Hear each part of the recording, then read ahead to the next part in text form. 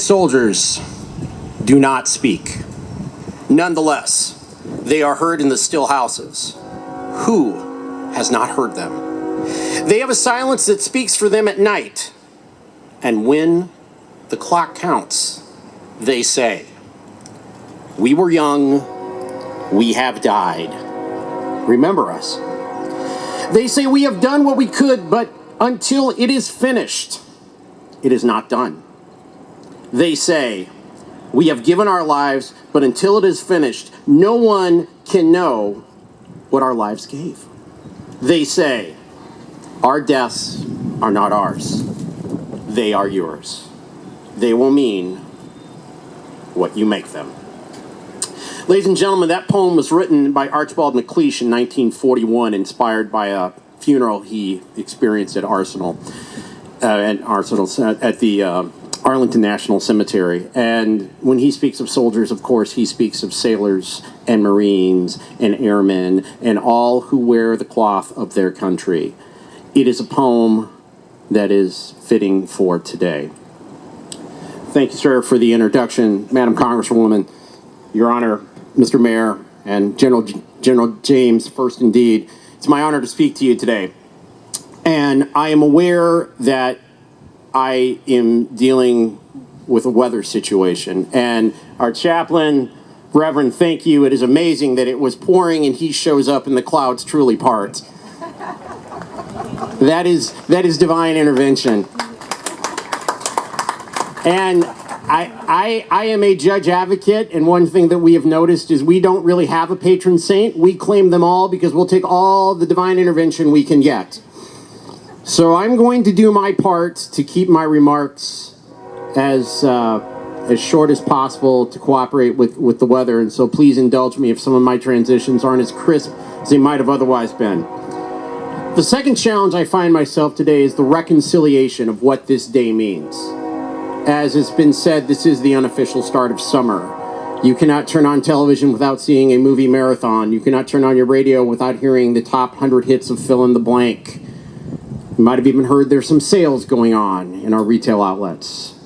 How do we reconcile the duty to remember, the duty to give meaning to the lives of those young dead soldiers, of all of our fallen patriots, and yet still meet the worthy burden of living and continuing forth with our lives? I would suggest there are three things we can do. We can remember, we can serve, and we can love. As far as remembrance goes, ladies and gentlemen, congratulations, you have hit it out of the park. Despite the downpour, there were people here getting ready, making sure the flags were set, making sure this was organized in such a way to pay tremendous homage to our fallen and to the families of the fallen. You've done an amazing job. I see our friends with the Patriot Guard Riders. Thank you so much for what you do, not just here, but every single day. Please, a round of applause.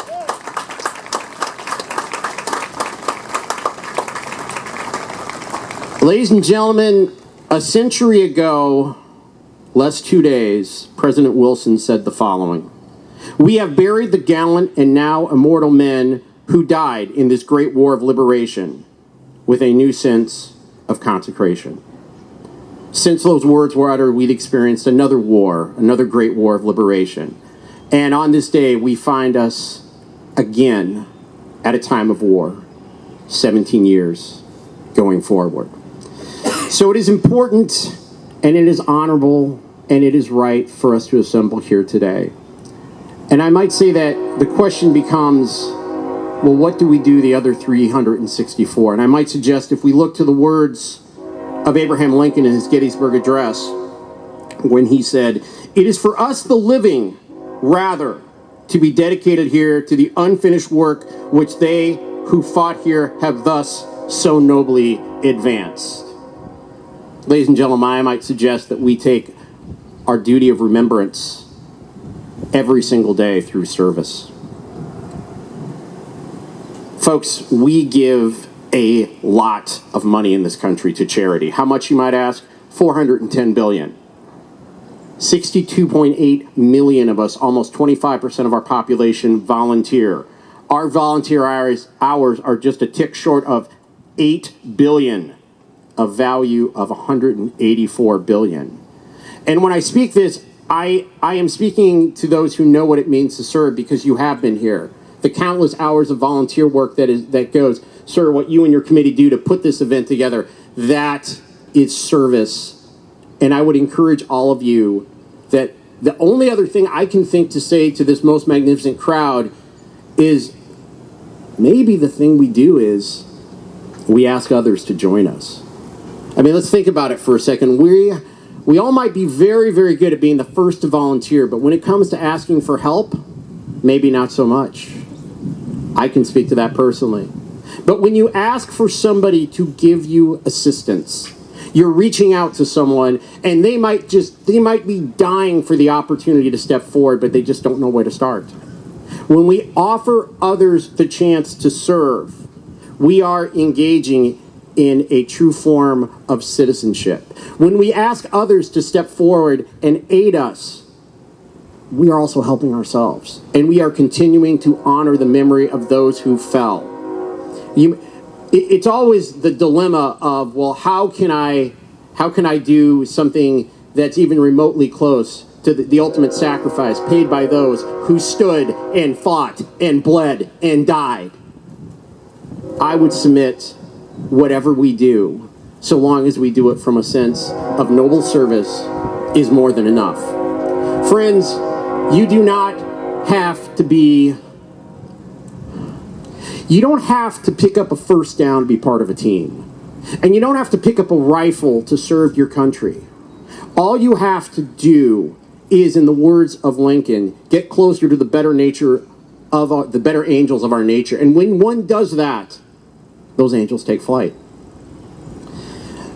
And I would say that what bounds those two ideas of remembrance and service together is love. Just as that beautiful flag, which is flapping in the breeze, will withstand rain and sleet and snow because it is stitched together, not just with cloth, but with the spirit of all that is great in America. Ladies and gentlemen, I would say that when we pursue virtuous love, we are engaging in that most highest form of patriotism. When the Declaration of Independence was written, we as Americans said to King George III and all who would listen, we Americans bring forth a triad of unalienable rights: life, liberty, and the pursuit of happiness. Now, one might say, what exactly is the pursuit of happiness? My friends, I would say that was part of the genius of Jefferson. It's really not defined. The pursuit of happiness, therefore, can be whatever we want it to give, whatever meaning we wish to offer it. I would say that when we pursue virtuous love, we are engaged in giving the pursuit of happiness, as wonderful an idea as it is, it gives meaning. After all, a house is so much more with a family. A ball diamond is so much more with a game. And a motorcycle is so much more with an open road. And I would also take a little bit of guidance from John Locke in his essay concerning human understanding when he wrote, "The necessity of pursuing happiness is the foundation of liberty." So when we do that, when we pursue liberty, when we engage in virtuous love for our country and for our family and for our neighbors and, yes, for ourselves, we make the pursuit of happiness not just an end that Aristotle talked about on the hilltop, but something that matters. It gives meaning to our lives, and in doing so, as McLeish said in his poem, it gives meaning to our fallen. I guess the Beatles were right. All you need is love. Now, don't just take my word for it. There was a Spartan warrior who had the same point of view.